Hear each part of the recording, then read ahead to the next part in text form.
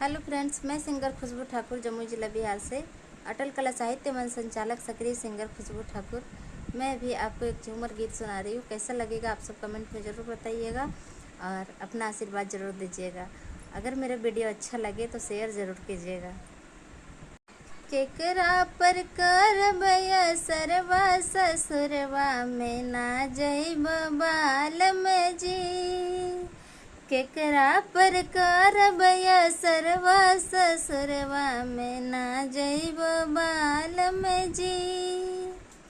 सास नहीं आपन ससुर नहीं आपन, सास नहीं आपन ससुर नहीं आपन, केकरा पर करब सरवा ससुरवा में ना जइब बालम जी, केकरा पर करब सरवा ससुरवा में ना जइब बालम जी।